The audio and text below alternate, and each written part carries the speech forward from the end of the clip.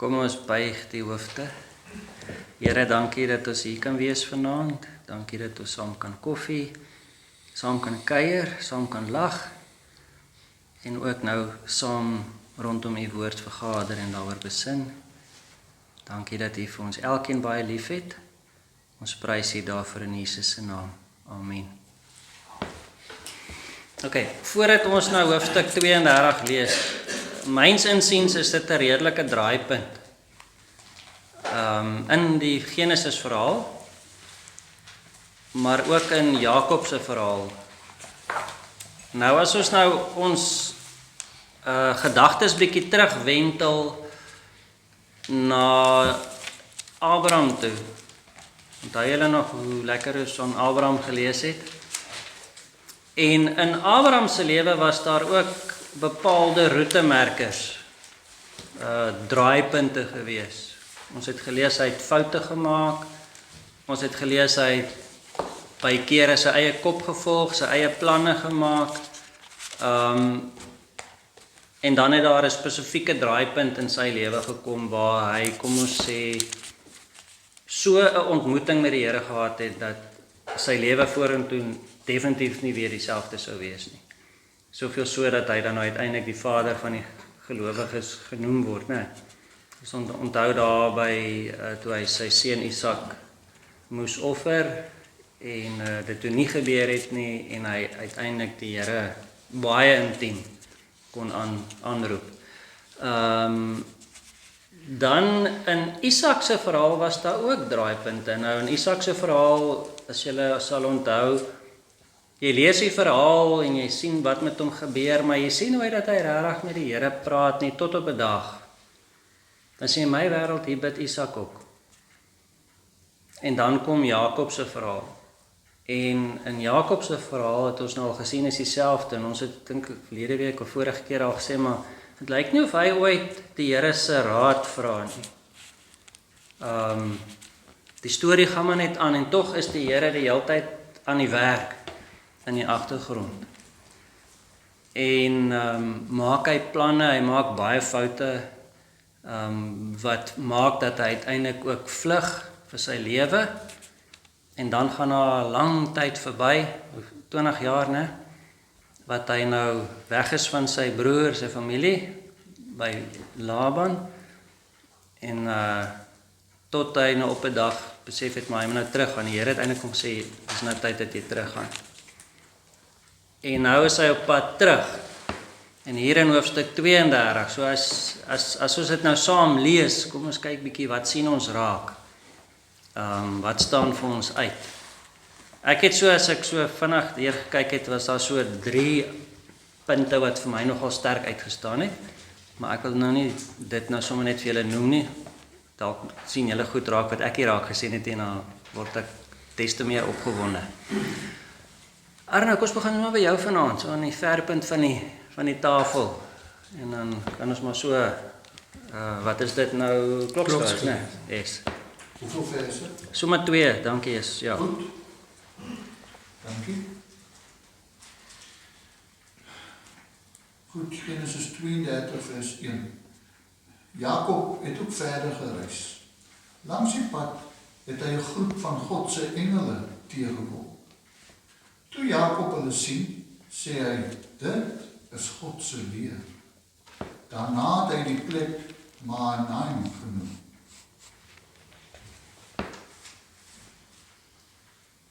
Vers 3. Daarna het Jakob boodskappers vooruitgestuur. Nee, ekskuus. Ja? Ek het verkeerde lense vanaand, sorry. Daarna het Jakob boodskappers vooruitgestuur na sy broer Esau, na die Seirstreek, die gebied van Edom.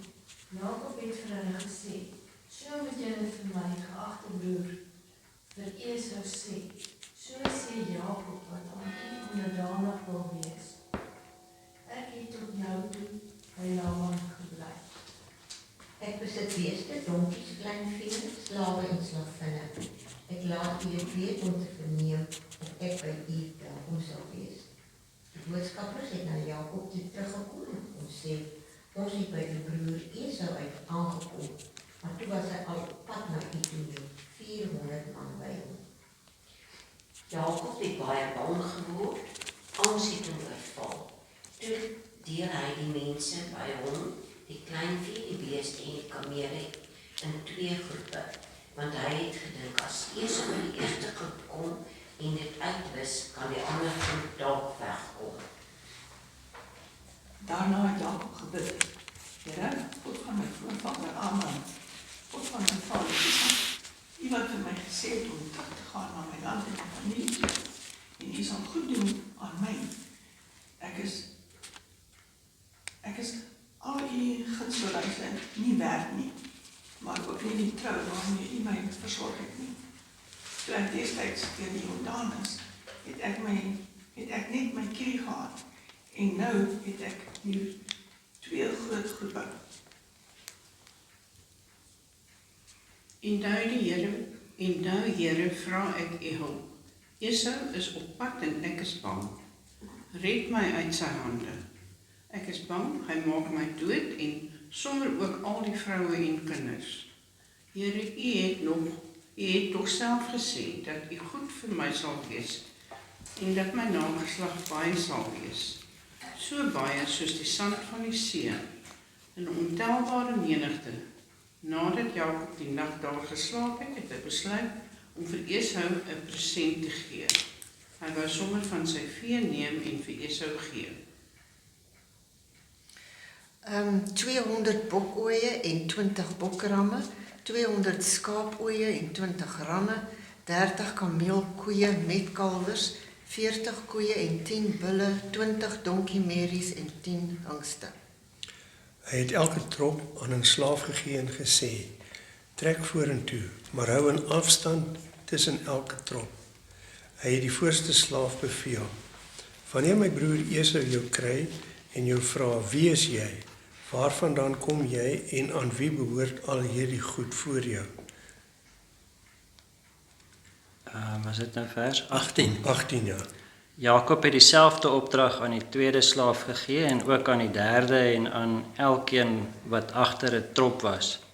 Jakob het vir hulle gesê, wat ek vir die voorste gesê het, moet julle almal vir Esau sê as julle by hom kom.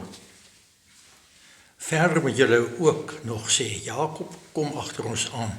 Hy wil aan U onderdanig wees. Jakob het naamlik gedink, met die geskenk wat voor my uitgaan, sal ek probeer om hom in 'n goeie by te kry. Dan sal ek na hom toe gaan en miskien ontvang hy my dan vriendelik. So is die geskenk voor Jakob uitgestuur, maar hy het die aand in die kamp oorgebly.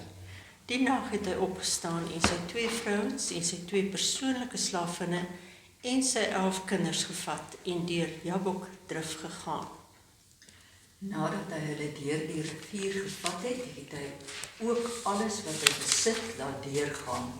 Jakob het alleen daar agter gebly en 'n man het tot dagbreek met hom gestoei. Toe die man sien hy kon nie wen nie, het hy vir Jakob 'n ouetjie juk gegee wat sy juk uit lid raak het. Toe sê die man, los my nou, want dit raak al lig. Maar Jakob antwoord, nee, ek sê jou nie los nie, as jy my nie eers voorspoed toe gesê het nie. En hy vra hom, hoe is jou naam? En hy antwoord, Jakob. Toe sê hy, jy sal nie meer Jakob genoem word nie, maar Israel, want jy het geworstel met God en met die mense en het oorwin. En wat is u naam? Vra hy. Hoe wil jy weet wat my naam is? Vra die man. Toe het hy vir Jakob voorspoed toegesê. Jakob sê toe, ek het God nou werklik van naby gesien en tog leef ek nog. Daarom het hy die plek Peniel genoem.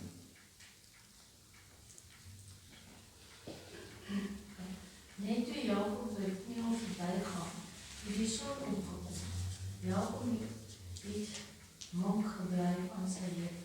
En daarom eer die Israeliete tot nou toe nie 'n senuwee wonder wat aan die heup vaskom nie.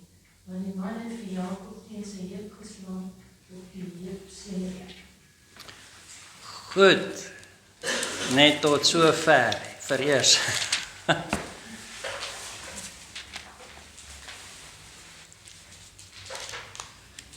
Wie wil wegtrek?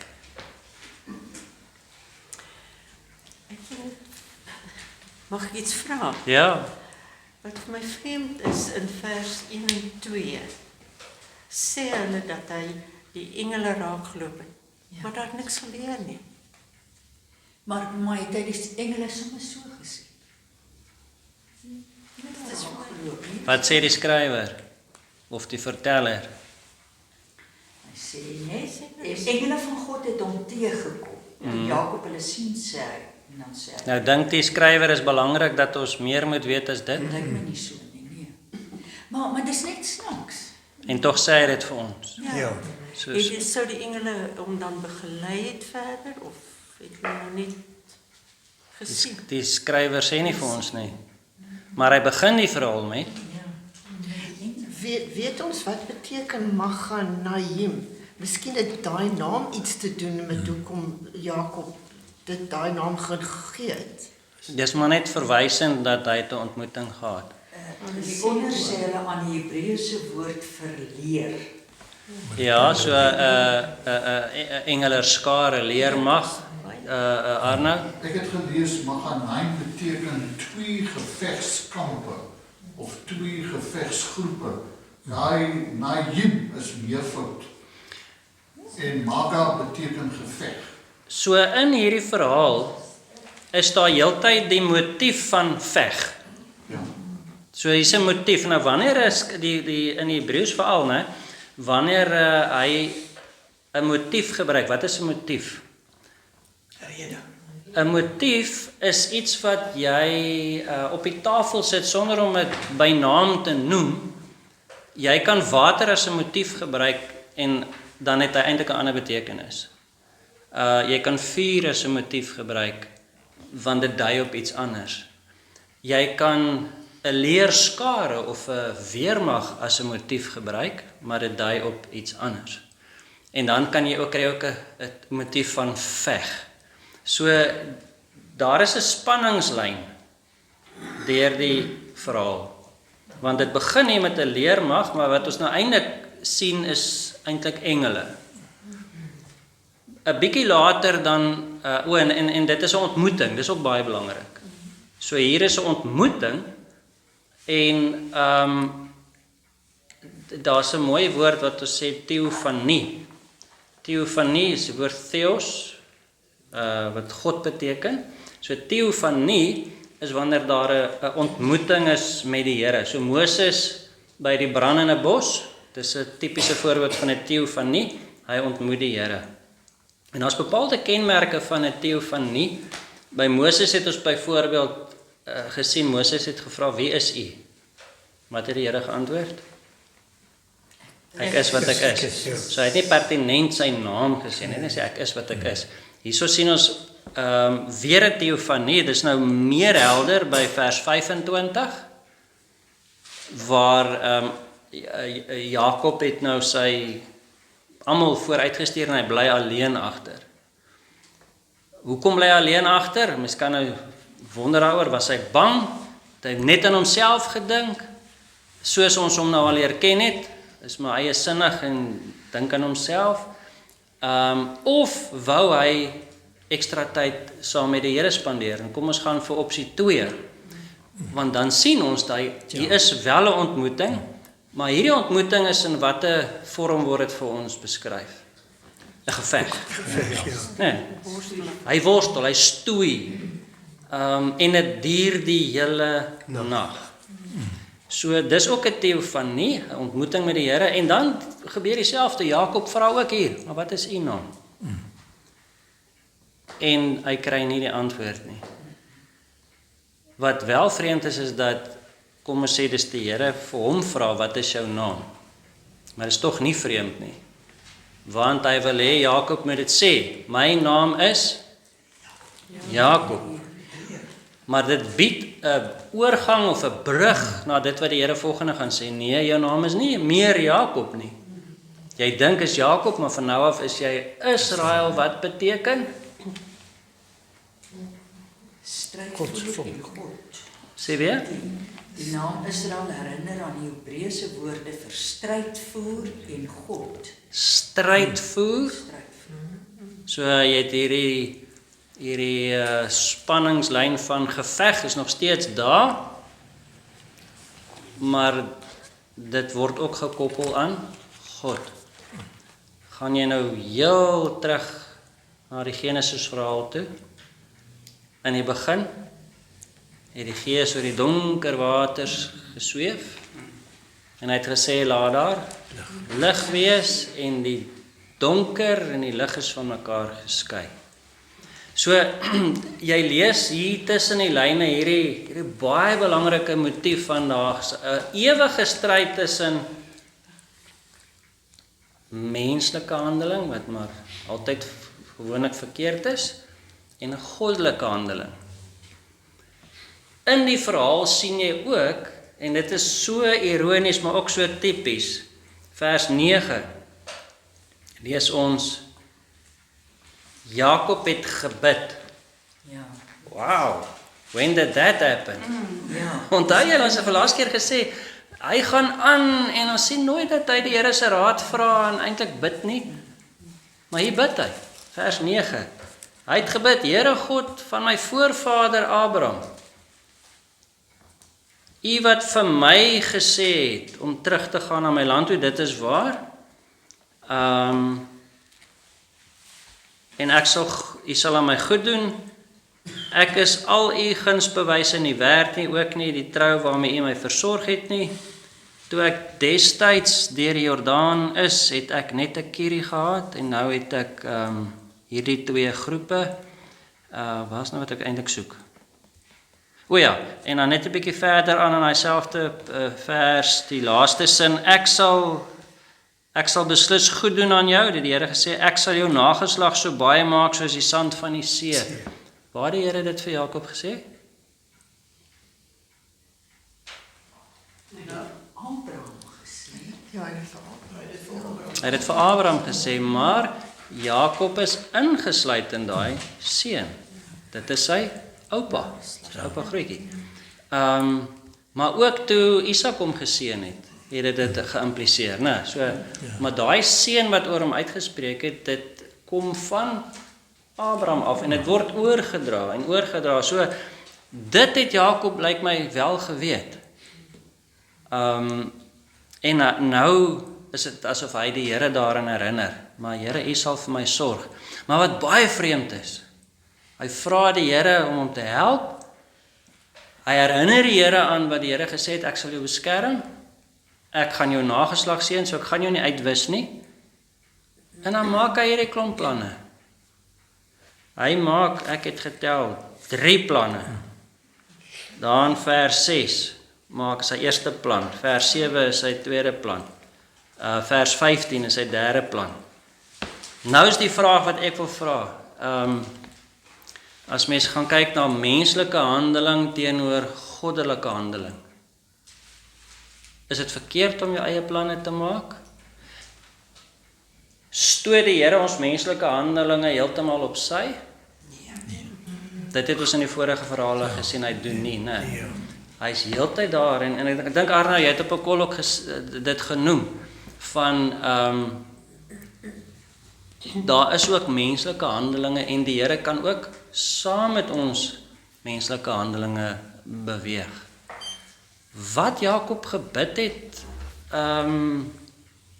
verder weet ons nie, die skrywer sê dit nie vir ons nie, wat die Here vir hom in daai gebed geantwoord het, weet ons nie, so dit kan wees dat die Here vir hom dalk gesê het, dit is wat jy moet doen, maar die skrywer sê nie dit vir ons nie. Ons sien net wel, ja. Ekskuus tog, wat vir my interessant is in vers 11 in my Bybel sê hulle, Here, ek is te klein vir U groot liefde. Dit is deel van sy gebed. U was baie goed vir my en ek het dit nie verdien nie. Yes. As Sandra klaar is. Is jy klaar? Hy sê, as jy klaar is. Ek is klaar. Okay. Waar? ek is nog nie klaar met vers 2 nie, net vanaf. Ekskuus Arnold, het ek jou in die rede geval. Okay, nee, rondom die ontmoeting met die engele. Ek dink nie die bedoeling was dat Jakob moet skrik nie.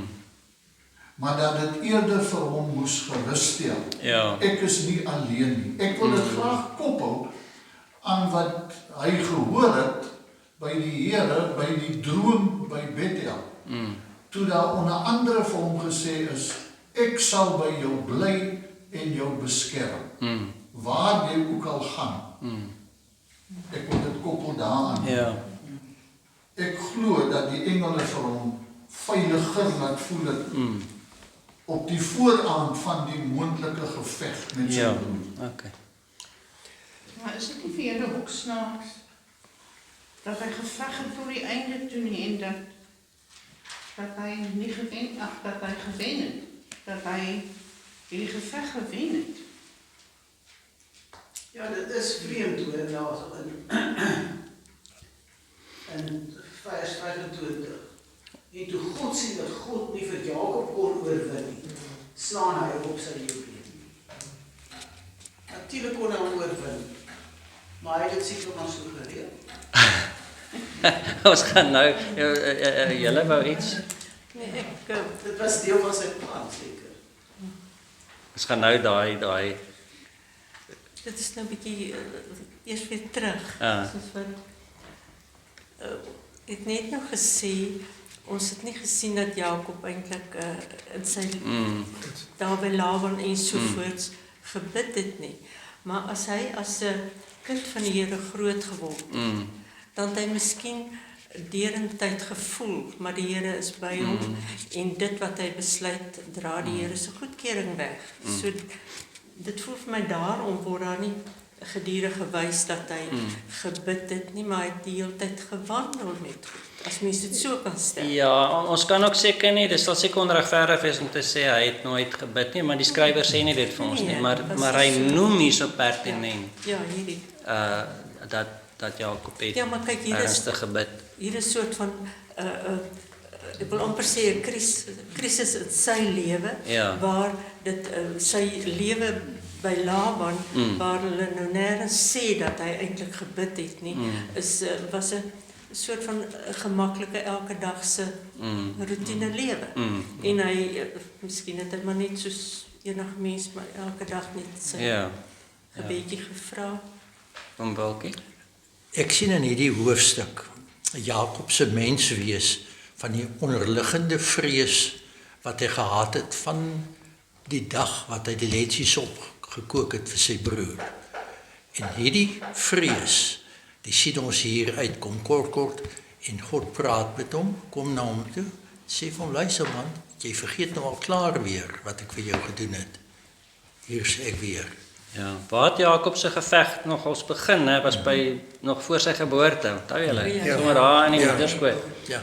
Het daardie geveg al begin? Ek het hier 'n hand gesien. Yes, Marie. Vir my is ook snaaks is elke keer as jy op jou hoogste bang is, dan is jy baie gewillig om die Here. Wanneer jy die bangste is, as jy die broeste,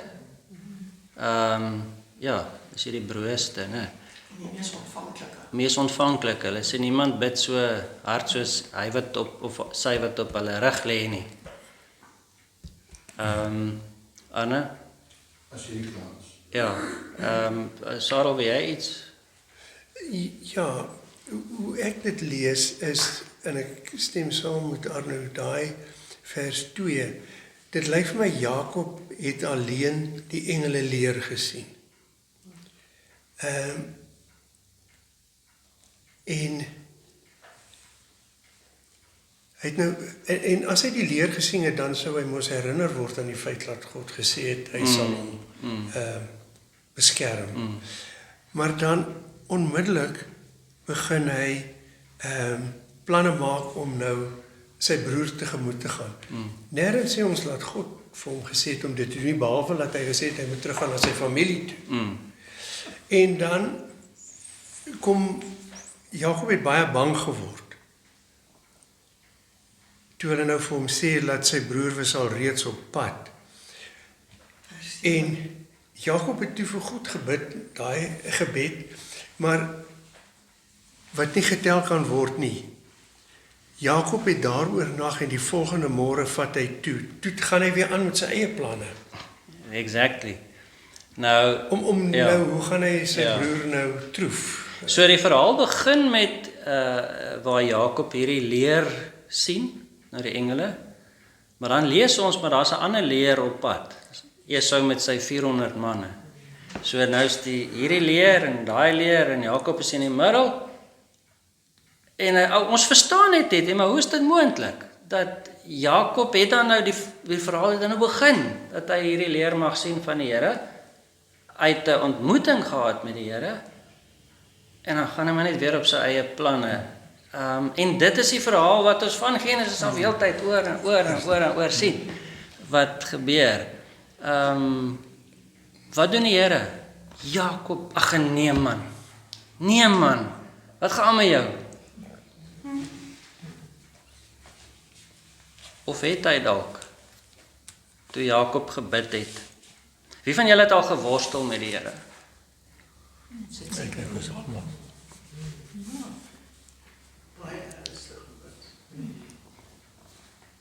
Om met die Here te worstel en wanneer jy regtig in nood is of jy staan vir iemand in wat in nood is.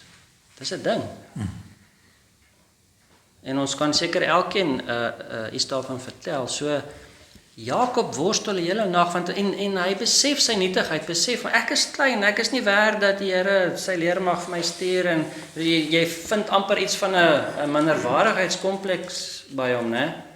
Maar hy is maar altyd aan die agterspeen moes hy delf en hy moes veg om voor te kom, al was dit nou op 'n skelm manier met die velletjie. Maar hy stoei die hele nag met die Here en hy wil nie die Here laat los nie. Nou, Karen, jou opmerking, maar ek dink wat jy gesê het, maar hoekom los hy dan in die Here nie, of jy weet hierdie kant?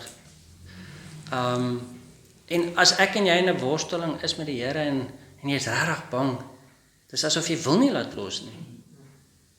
Jy wil hierdie oomblik wil jy koester en jy wil seker weet dat die Here by jou is, en dan kry Jakob 'n hou op sy heup. Onthou nou, ons het hier 'n vertaling, ons het taal, ons het 'n idee van wat daar gebeur, en dan word vir jou iets gedemonstreer. Nou is die vraag, het die Here vir Jakob regtig op sy heup geslaan? Of was dit sy ervaring van hierdie hele nag wat hy lê en stoei met die Here? En as jy lank op jou een heup bly lê, dan raak hy maar seer. My heup is ek 'n nag op een heup lê en dan loop ek baie mankie volgende dag. Arno, kom ek gee vir jou kans. Hierdie is vir my 'n pragtige hoofstuk. Ek wil gaan na vers 10 toe. En aansluitend het dit nou aangeraak. Waar hy sê in die vertaling, ek is dit nie werd dat u vir my so baie goeie dinge gedoen het. Ek is dit nie werd.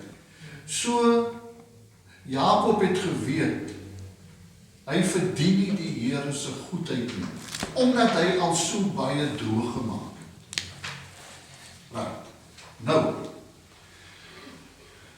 dit maak die God van Jakob anders as die ander gode van daai tyd, by die ander volke. In die sin, ons sien duidelik in die verhaal, van vroeg af al, dat die Here 'n pad loop met onbevoegde mense. En dit stel ons gerus, dit maak vir ons 'n spasie dan. Right. Die Here kies jou nie op grond van hoe jy is nie. Nie een van ons. Maar hy kies jou op grond van wat hy gaan maak van jou. En deur jou. Ja. Jy het daarna verwys in vanoggend se dagstukkie Efesiërs 1 vers 5. hoe die Here uitreik na ons en ons omvul. Hy vat ons, so lief het God die wêreld, maar dan los hy nie vir jou. Dan werk hy jou sake. Jy kan nie onveranderd bly nie. En dis nou waar hierdie geveg met die heup situasie waar dit inkom. Die Here is besig om vir Jakob te verander. Vat byvoorbeeld sy naam. Hy het 'n ander naam gekry, ensovoorts. Ek wil nou nie te veel vorentoe. Amper soos 'n herinneringsteken, hè? Ja. Daai mankheid sal hom laat onthou vir die res van sy lewe waar dit vandaan kom. Met ander woorde, dat die Here jou neem soos jy is, beteken glad nie. Die Here los jou soos jy is en hy keur al Jakob se sluiheid goed nie. Jakob moet nou deur 'n muur. Dit sal vir my goed wees as 'n ou 'n bietjie praat oor hoe maklik kan jy die Here se plan met jou vervul, sy doel met jou vervul, terwyl jy geraamtes in die kas het. Ons almal het geraamtes, van allerlei soorte.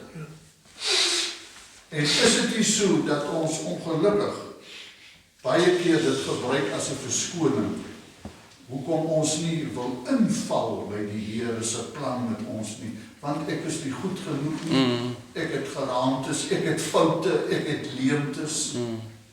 Welcome to the club dan, hè? Ja. En om aan te sluit daarby, in terme van Jakob se slegte selfbeeld, terwyl hy stoei, het hy moes gesê, ek sal jou net los as jy my seën. Hy wil 'n waarborg hê. Ja. Ja. Hy is nog nie seker dat die Here met hom werk nie. En tog is hy al geseën. Ja, maar hy glo dit nie en hy. Ek is gedoop, maar ek wil nog meer weet, seker wees. Want hy is ook bang, as kyk, hy is nie so, hy wil weer God Hy is bang, ja. Ek stem saam met Wilkie wat sê, jy weet, hy was innerlik agter in sy kop was hy nog die hele tyd bewus van dit wat hy verkeerd gedoen het met teenoor Esau en dit het 'n Met ander woorde, hy het 'n geraamte in sy kas wat hom heeltyd byt vir hom herinner. Maar dan het hy die realiteit dat daai geraamte gaan nou weer lewe kry en vleis aankry, want die een met wie hy al in die moederskoot 'n geveg aangehad het, is op pad met 400 man. Wat hy nie geweet het is dat Esau kom in vrede. So leef ek en jy met hierdie vrees. Wanneer gaan my sondes my inhaal?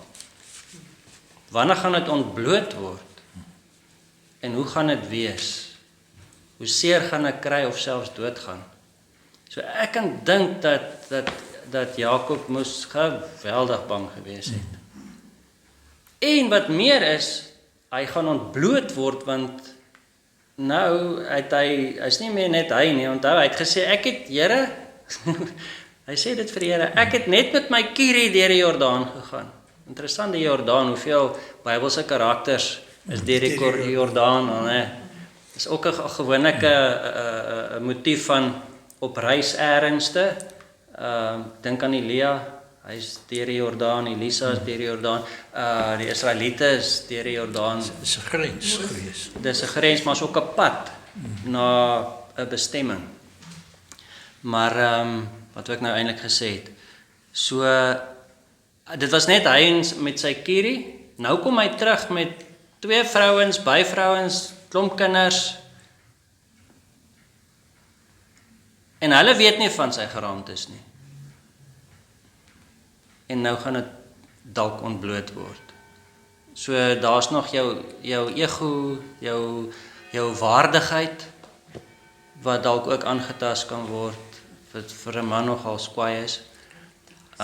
So hy het rede gehad om bang te wees. Om angs te hê. En om angs te hê. En tog bemoedig die Here vir hom.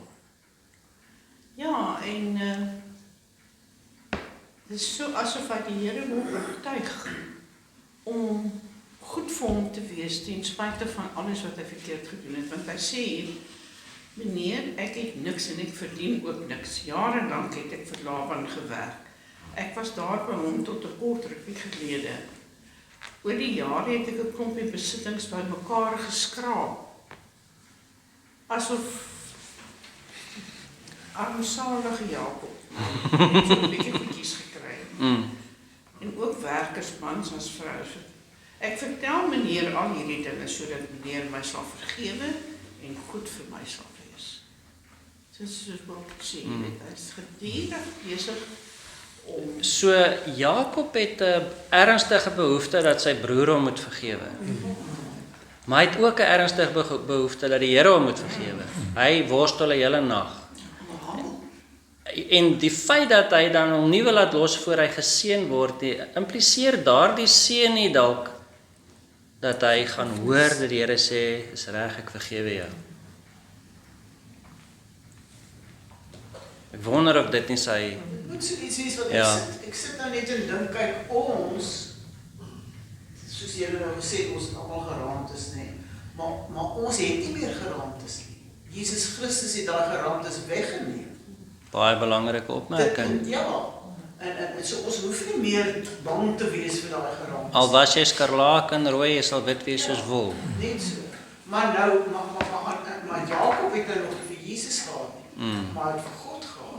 God kom tog ook, daar staan in daai mense se sonde vergewe, sodat hulle vergeet van die geraamtes kom.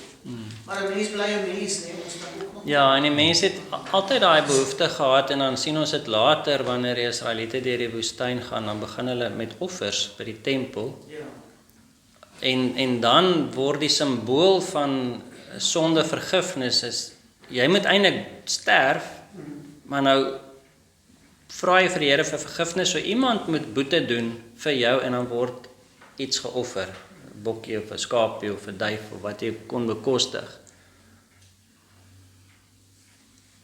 Maar in die Nuwe Testament dan word daai behoefte vervul in Jesus Christus, wat dan nou die finale offer is.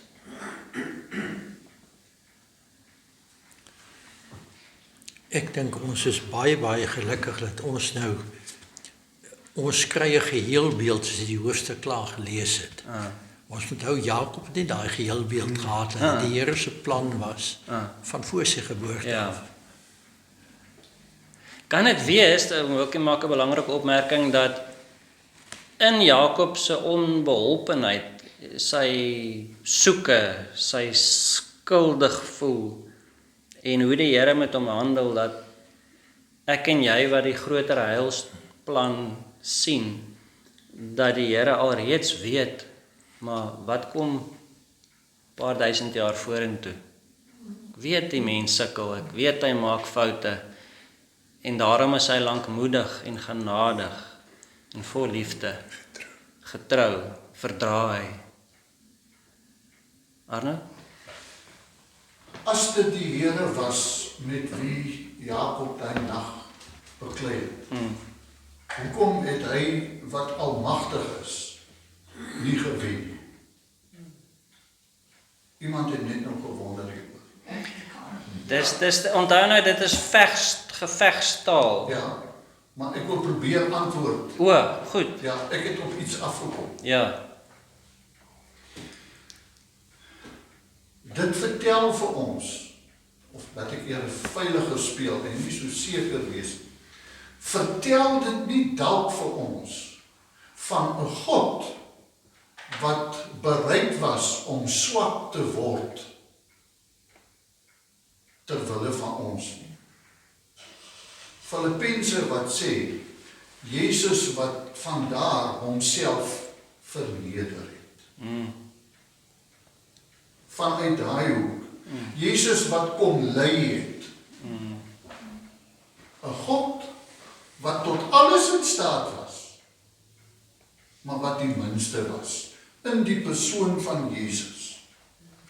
Vir wat? Sodat ons kan heel word. Sodat ons gesond kan word. Ek kan my versoen dan. Ja, absoluut. Wat ek ook sien is as Jesus praat oor gebed en dan vra hy mos die vraag wat 'n pa sal vir sy kind 'n slang gee as hy 'n brood vra. So vra vir die Here en hy sal vir jou gee wat jy nodig het binne jou, maar dit gaan net oor geestelike nood, né? So ek sien dit ook dat as hierdie geveg is 'n worsteling. As die Here sê jy het gewen, kan dit ook wees maar jou gebed is verhoor. Jy het so aangehou. Waar staan dit van is dit ook Jesus wat vertel het, maar koppel het aan 'n vrou wat so aanhou klaar tot die persoon nou maar ingee. Onder die tafel. Die honde het tog die krulletjies onder die tafel. Daai vrou wat nie 'n Jodin was nie, né? Ja, maar was 'n ander een wat hy sê, maar hy gee dan luister hy maar. Dis die reg. Hy luister uiteindelik want dan nou kry hy 'n klap of so iets. Ja. So daar's ook 'n gevegstaal. En Maar miskien het wel God gehad het dat Jakob moet daai heup so behou die res van sy lewe sodat hy altyd herinner kan word. Ja, dis 'n teken. Dat hy nie arrogant moet word nie. Nederig hou. Kyk selfs Paulus doring in die vlees. Paulus het sy doring in die vlees gehad. Ek wil graag weet, wat is die doel dat, dit lyk my die geveg moes klaar wees met sonsopkom, wanneer die dag breek. Want hierso word gesê, en 'n man het net tot dagbreek gestoei. Die man het net tot dagbreek gestoei, want dis wanneer van God hierso vir hom sê, Los my aan die dag. jy sal nie meer Jakob noem nie. 26. Los my toch nou. Ja. Jakob gaan, ek sal jou net los as jy my seën. So, maar dis God wat praat oor dagbreek. Asof dit nou die 10 ronde van 'n 10 ronde geveg is. Laat dit dan klaarmaak. Ja. Ja, daar kom 'n nuwe wending en die wending is nou. Dit gaan nou gebeur. Ons was in hierdie donker situasie. Nou kom die dag. Nou gaan dit gebeur. Okay. Maar Jakob is nog steeds, ja, dit gaan nou gebeur, maar ek is nog nie reg nie en dan seën my asseblief wat die Here dan wel doen. Anders. Jakob was geseën geweest op materiële vlak. En vrouens kry kleinkinders tot 4 en so. Maar sy bedrog en sy het hom gery. En hy het nie die Here gestoei op 'n geestelike vlak. En hy wou geseën geword het op 'n geestelike vlak. Materiaal is hy het goed gegaan. Ja, hy het die Here herinner daaraan, hy het my materiaal. Ja. Hy gaan dus in die kasse sit en hy het hom geëet. Nie geëet. Ja. Geplaag. Ja. En hy het nie die Here gestuur om daai grond in die kas op vir hom net te vat. Ek hou van wat Hannes sê. Want hiervandaan, hoewel hy aangaan met 'n mank heup, is hy tog genees van sy siekte in die sin. Hiervandaan was hy nederig. Ons lees hiervandaan van geen skelmstreek meer in sy lewe. Dis 'n ander Jakob. En hy het gaan vrede maak met sy broer. Hy was nog nooit voorheen so nie. Julle vergifnis is 'n ding. Jesus vertel die verhaal van julle weet mos nou van die man wat vir die koning gewerk het en 'n klomp geld geskuld het. En dan smeek hy en dan uiteindelik skryf die koning sy skuld af en dan daai selfe man kry mos iemand in die straat wat 'n bietjie geld skuld. Die koning daarvan hoor en dan sê hy, jou skurk, nou sal jy in die tronk gegooi word en daar sal jy bly tot jy al jou skuld vereffen het. Nou in die Griekse taal daai, jy sal daar bly tot al jou skuld vereffen word, dit beteken letterlik jy sal gemartel word. Jy gaan soos maar in 'n tronk gebeur. Maar daai marteling is presies wat Hannes nou sê, dis 'n geestelike ding van vergifnis. As ons nie vergewe nie en selfs nie vergifnis ontvang nie, dan is dit soos 'n ding wat aan jou vreet. Jy het dit nou daai woord gebruik, dis presies wat dis wat dit is. Dit vreet aan jou. Dit maak jou siek. Daar is nie einde aan nie. Ja, dit maak jou regtig letterlik siek en daarvan moet jy bevryding kry en jy kry dit alleenlik deur Jesus Christus. En daarom is Jesus so erg daaroor dat as jy aanvaar dat hy vir jou aan die kruis gesterf het vir jou, met al hierdie geraamtes in die kas, en jy wil nie iemand anders vergewe nie, dan is jy nou niks beter as daai man wat vir die koning gewerk het nie. Dan verstaan jy nog nie waaroor vergifnis gaan nie. En het, al in die Ou Testament sien ons dit. Yes. Ek wil graag nog een doen. En dit is, wat het gebeur voordat Jakob heel geword het, voordat hy genees is, voordat hy gesond geword het van al die lelike goed. Wat het gebeur? Hy het geworstel. Daar was trane, daar was seer. Broers en susters, ons moenie die waarde van negatiewe goed in ons lewe onderskat nie. Ons het elkeen negatiewe goed, wat vir ons swaar is, en wat vir ons dryf tot trane. Maar die Here kan dit gebruik, om op een of ander manier, vir ons gesond aan die kant te laat uitkom. Ons het 'n God, by wie enigiets moontlik is. U ken dit. Maar in vers 28 waar Here sê, jy het teen God en teen mense 'n stryd gevoer en jy het die uit volgehou. Dit sê nogal baie, né? Vers 28. Dankie, ja. Jy het dit einduit volgehou.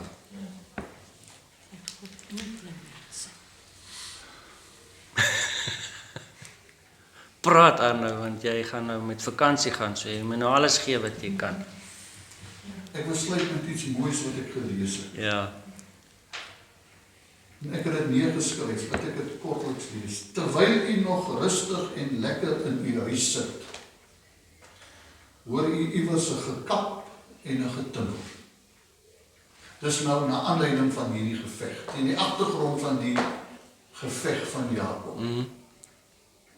Jy beleef 'n geveg terwyl jy rustig in jou huis is, en deur mekaar spil. Die rumoer raak erger. Jy gaan kyk. En dan sien jy 'n klomp werksmense is besig om mure af te breek van jou huis. Hulle verniel jou huis, hulle gooi die vensters uit, hulle haal die dakke af. Dis alles beeldspraak. Jy is benoud, jy raak bekommerd. Hoekom? Wat gaan aan? Wat gebeur? En dan kom die antwoord van die voorman. Ons bou net jou huis om tot 'n paleis.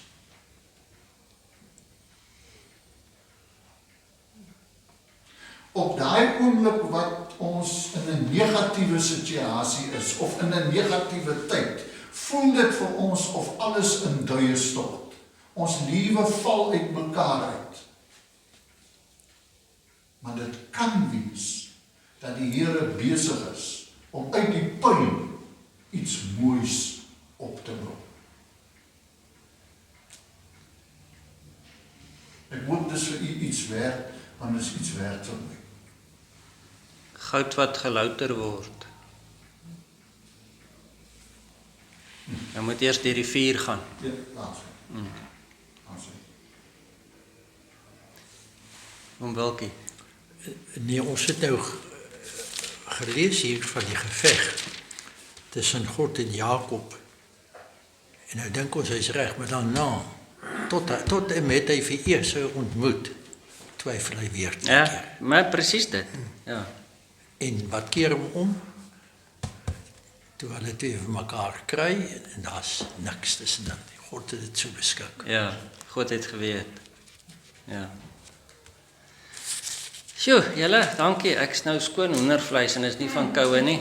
Dankie. Dit was regtig besonderse aand. Dankie vir julle insig en dat ons lekker saam kon oopmaak